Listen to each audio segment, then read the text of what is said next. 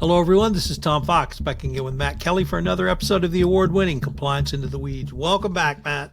Hello, Tom. Good to be here. The hits just keep on coming from the second Trump administration. Matt, this weekend we found out that Qatar is allegedly going to donate a plane for Mr. Trump to ride around in. But that is part of a broader discussion you wanted to have, so take it away. Yeah, Tom, I wanted to bring up a couple of recent incidents in the news about President Trump that clearly have the stench of corruption around them. The plane gift from the government of Qatar is clearly the biggest one, but not the only one. And this has been on my mind about what these episodes with President Trump say about compliance and corruption risks broadly. I am not here simply to bash President Trump. I am not a fan of his conduct. I think listeners know that. If listeners want my further views on that, you know what? You can just email me and I'll give you your own personal podcast some other day on why I think Donald Trump is such a terrible person. And that will probably be longer than the average Joe Rogan episode of 3 hours. However, here and now, we have two very specific, very questionable decisions by President Trump that, as I said, they do reek of corruption, but they are more, what would this mean for the larger anti-corruption cause? And what should big global companies be thinking about as we look at what President Trump is doing? And what are the corruption risks he is either introducing or pushing the boundaries? And what should we take away from that for our own anti-corruption programs that we're trying to run? Big item number one are the meme coins that President Trump had recently launched in January. We can talk about those and how there are now companies buying his meme coins with the express intended purpose of getting close to President Trump to wheedle his ear on certain political issues. And then number two is the Qatari plane, which they're going to donate to President Trump. Allegedly, it costs around $400 million. He wants to use it as Air Force One for the rest of his presidency until about 2 weeks before his presidency ends, at which point ownership of that plane will transfer to the Trump Presidential Library, where I guess it will then be for the then former President Trump's personal use for the rest of his life, apparently. And they're both very telling about modern corruption day risks. I probably should disclose that I'm been approached to prepare 3 coloring books for the Trump Library and the compliance section. So with that disclosure, please continue. First, I wanted to start with this thing with the meme coins. So for those who don't know what a meme coin is, lucky you, because they're ridiculous, but they are basically a personal cryptocurrency that you could just declare that you have, and people can buy it, and it can have value, and it can be bid up. And the more investors bid up your meme coin, the more wealth you have. And so President Trump announced his meme coin back just before he took office in January. It trades under the ticker Trump, and you can go online to, I think it's called Official Trump Meme Coins or something like that, and you can buy it. This stinks. It's basically a vehicle for people who we don't know, because cryptocurrency is always so anonymous, to put money into the pockets of the person who puts forth the meme coin. So it's a great way to put money in the pocket of a politician. A lot of people say that this alone is quite corrupt for Donald Trump. It creates a new avenue to funnel money into the personal pocket of a government official, in this case Trump, but really any government official could do it. So that was in January, and people think that this kind of stinks. And then several weeks ago, Donald Trump announced that the top owners of his meme coins on May 22nd will have a personal dinner with Donald Trump to hang out with the president and talk about whatever they want. So then that finally led to the third thing about this meme coin episode, is that a Texas company called Freight Technologies, which is a small, I think about 82 employees, most of them operating in Mexico, a small freight software business that helps people book logistics and freight transport between Mexico and the United States. It announced that it is going to put out a debt offering. and it's going to raise up to $20 million for the sole express purpose of buying Trump meme coins so that they can have access to the president. And they put that in an SEC filing, and I can quote the exact phrase that they said. We believe that the addition of the official Trump tokens are an excellent way to diversify our crypto treasury and also an effective way to advocate for fair, balanced, and free trade between Mexico and the United States.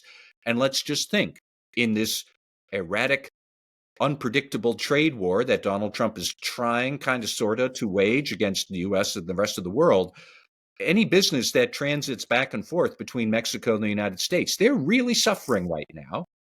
Freight technologies have been really suffering anyways. It is not a large business. It has seen its revenues fall by 47% over the last 3 years. It has barely any cash. It does not make any money. And now they're issuing new debt so that they can buy Trump meme coins, which puts money in the pocket of the president, and then they'll be able to hang out with him. Maybe, kind of, sort of, who knows? They're just going to raise as much as they can to buy as much as they can, and then they'll have access to the president to be able to talk to him about some sort of a policy. They are buying access to him so that they can influence his thinking on government policy. That strikes me as corruption. Now, the funny thing is, because of the hackneyed legal standards for bribery and the president right now, I'm not actually sure that while it is corruption, that it's also illegal. I don't know that it is. They've put it in an SEC filing. Investors can't claim that they were misled by what Freight wants to do. And at the same time, while there are many ways that this could be a conflict of interest for many other government officials, in federal law, the president is not one of those people. So he is exempt from conflict of interest laws, and therefore, I don't know where the violation would be, except this clearly stinks. If this were going to happen with any other government official, either in the United States or any foreign government official, this would be clearly illegal. It would be illegal for at least the official to be taking the money if they're a U.S. employee. And if it were a foreign government official, it would be an FCPA violation visible from Mars. Yet here, it's not. And I do have a big problem with it, but Tom, I'm not sure it's illegal by law, but good Lord, it stinks. I'll stop right there and see if you have any thoughts about it. But that unto itself is, we haven't even gotten to the plane yet, and here we are. It does stink, but I don't think it's illegal. And I don't think it's illegal because it's an investment in a company that clearly is owned by the president or the president's interest, but it's not a direct payment to the president. So I think that in and of itself makes it not illegal or legal, even if it does stink. And the problem with the it stinks part is, to a large part of the magma world, this is exactly what they elected Trump to do, to get as much graft and grift as he could by selling access to the presidency. So it only stinks to those who think bribery and corruption is illegal. And for those others, they feel like they're just sticking it to somebody else. What else are you going to do? It is, unfortunately, I think you are pretty much right there that this is not illegal. However, it is clearly unethical, and it poses some deep, troubling implications for companies. But getting back to all the listeners saying, Matt, what does this matter for me and my compliance program? As I said, if it were anybody else other than the president, it is illegal. And so therefore, you need to actually stop and think. Have we expressly told our employees, no, you can't buy meme coins of a foreign government official? Because for any other government official or head of state who might do this in a different country, if you now have an employee who says, that's going to be great, I'll just buy some of his meme coins and then, he'll be able to do me a favor. That's going to be, like I said, a huge, big red flag for bribery and corruption risk. And you will need to think through, do we have a policy that incorporates these issues of meme coins? Are we making sure that our employees are not doing this? How would you know your employee is not doing this? It's very difficult to track who is buying meme coins, who's selling meme coins. The whole appeal of it is this libertarian notion that nobody knows exactly what's coming or going and it's free of government oversight. That's not a good thing for companies that are subject to anti-corruption laws. Might I also point out that I'm not entirely sure that while what Trump is doing is, I don't know that it's illegal for a U.S. company and U.S. employees. If any listeners are at a foreign business, I'm not sure that it isn't illegal for you.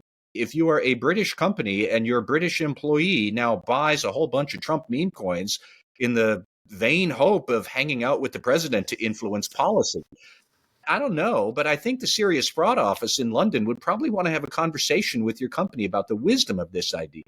So we should also remember that Trump is a foreign government official to every other government in the world, at least some of which do try to take anti-corruption seriously. It's a sad statement that Trump is now a much higher corruption risk than we have ever seen in America. No prior president has really been so naked about how much he's perfectly happy to do seedy things. He does seem to do seedy things, and that is something that foreign businesses would need to think about with their own anti-corruption statutes. But look at what he's doing with the meme coins and wonder, what would my corporate exposure be to other government officials who might try to do this? What if a governor of some U.S. state wants to try to do this? What if there's some sort of pay-to-play scheme because you might be looking to win investment services for government pension plans or something like that? There are a host of ways that this meme coin scheme could be illegal. It is not apparently and lamentably not illegal for Trump to do it, but it looks like it could be illegal for many other people to try and do this. He has now created this vehicle. I assume he's not going to be the last one to try and do it, but you, company, might want to get ahead of this and think about, do we have a corruption risk if others are doing this? If we do, what policies are we going to have? What controls do we want to make? And you need to think through things like that. It's just, like I said, he has created now this new example of how corruption could work. Because I don't know that I've ever heard of government officials with their own meme coins before. But now that it's out there, you, the compliance officer, you have to think about how to incorporate this new type of fraud and corruption into your anti-corruption program. But there's not typically been meme coins available by a foreign official, but they have been businesses that companies have invested in that were owned by foreign officials. And that, to me, seems to be not just the closest analogy, but frankly, the closest example.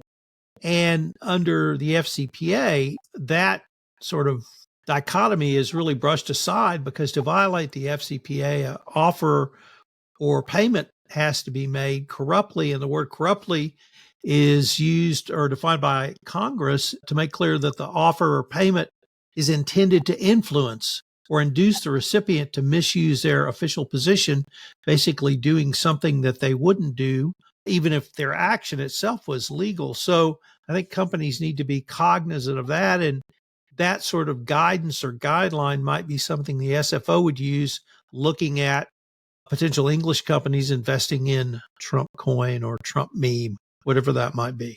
One final point on the freight technology company, because it operates out of Texas, largely staffed by people who operate in Mexico, and I think it's incorporated in the British Virgin Islands or something, some offshore location like that. But they are expressly saying, we are doing this to influence government policy.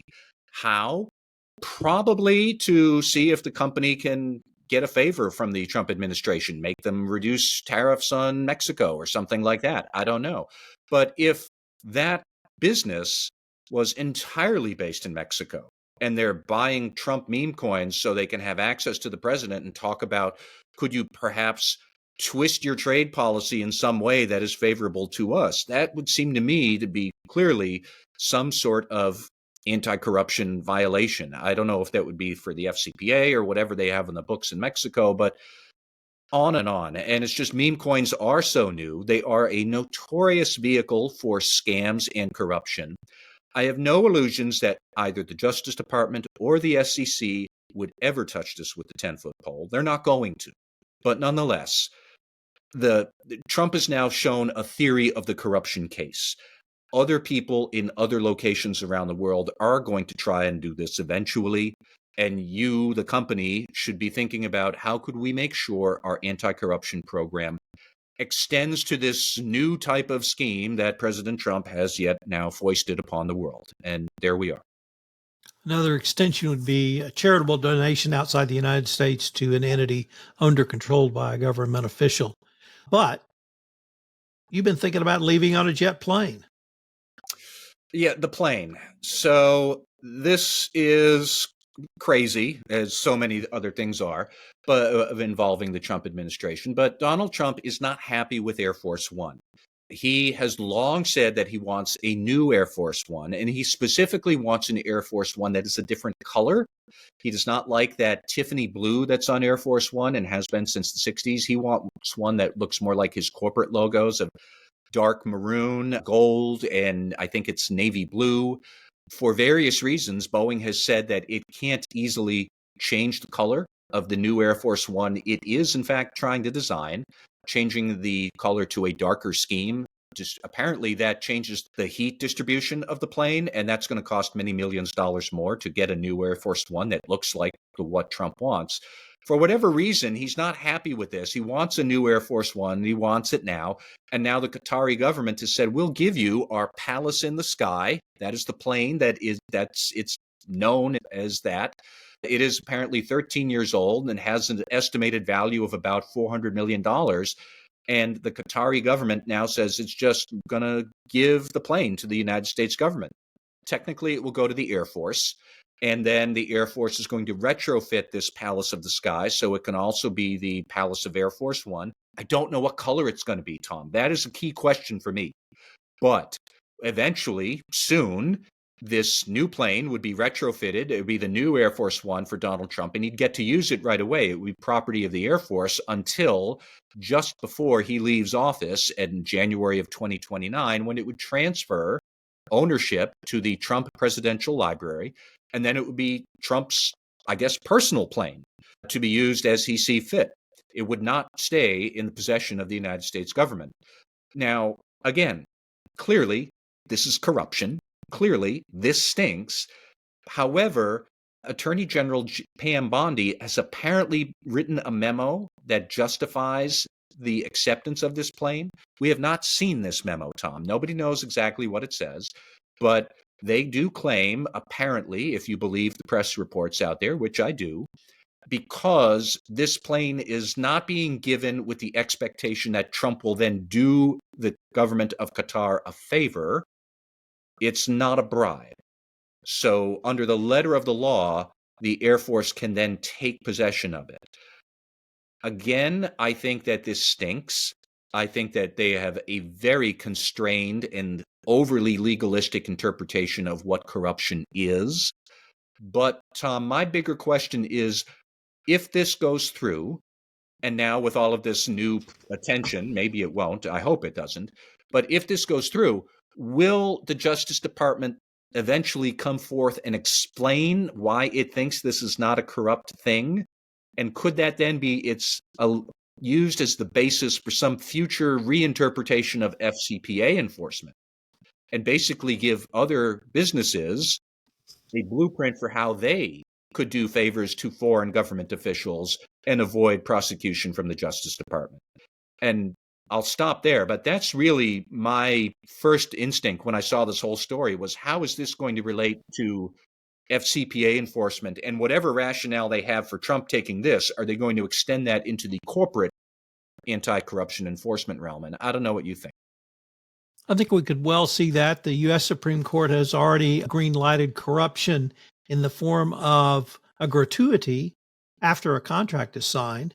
I fully expected that, but the step you make seems to me to be very logical for this Justice Department. And so you would make a donation, a gift, a payment, and publicly avow, I have no intention of corruptly influencing you. It's just the generousness of my heart, or our company's heart.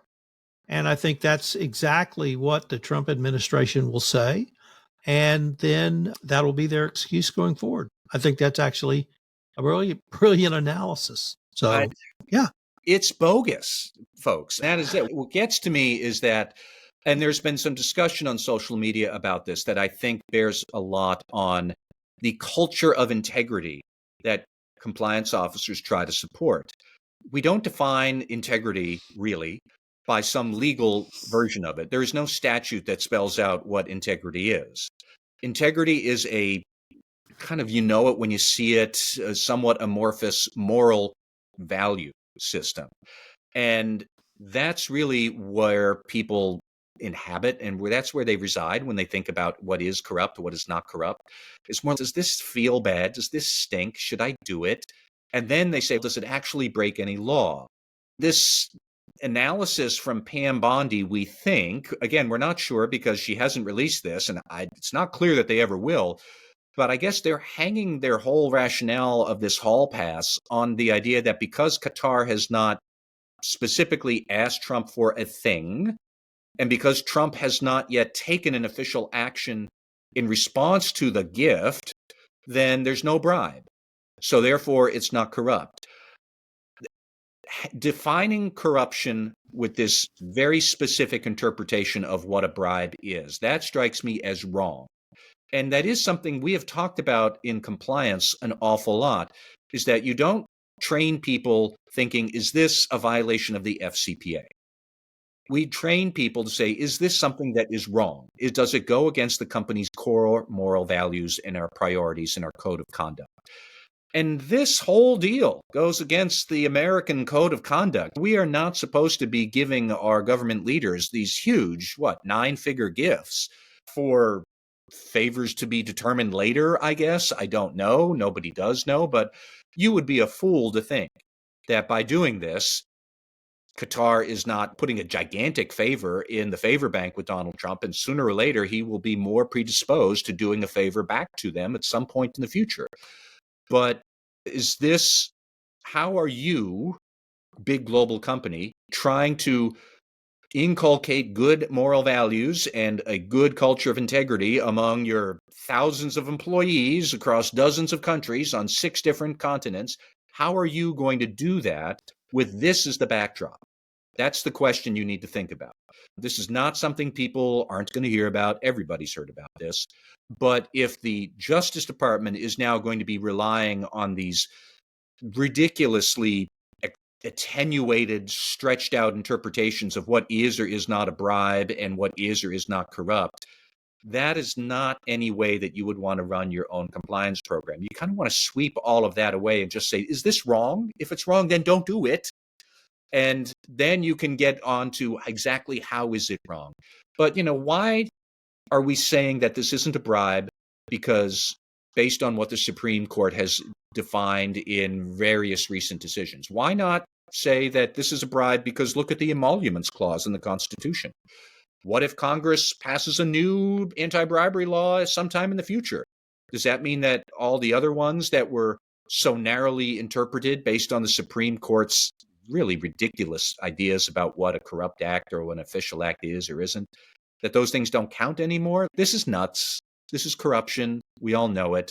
And if you want a workforce that is engaged in your corporate culture and they feel like you, the company, and they, the employee, are on the same team, you have to be in alignment about what your moral values are.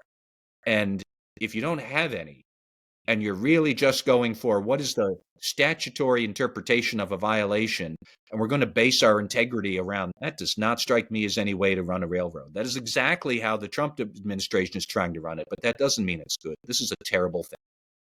As Mark Twain said, it's right and wrong is wrong. And that's your basic starting point. I think you'll be in pretty good shape. This is not the point that this administration seems to be taking. All right, Matt, I can't wait to see what next week brings us. Thank you, Tom. Compliance Podcast Network. Start your mornings with daily compliance news, quick, sharp updates on the top compliance and ethics stories in under 5 minutes every morning in Compliance Podcast Network. Because compliance never sleeps. Need practical advice fast? Check out Compliance Tip of the Day. One actionable idea to level up your program. Short and sweet. Every day on Compliance Podcast Network. Got 10 minutes? We've got the week's top 10 stories. 10 for 10 brings you the big compliance headlines, fast, fun, and focused, every Saturday on Compliance Podcast Network. And don't miss the Sunday Book Review, where compliance meets culture through must-read books and big ideas every Sunday in Compliance Podcast Network. Whether you're in the office, on a walk, or commuting, stay smart, stay ethical, stay tuned. Only on the Compliance Podcast Network, available wherever you listen to podcasts.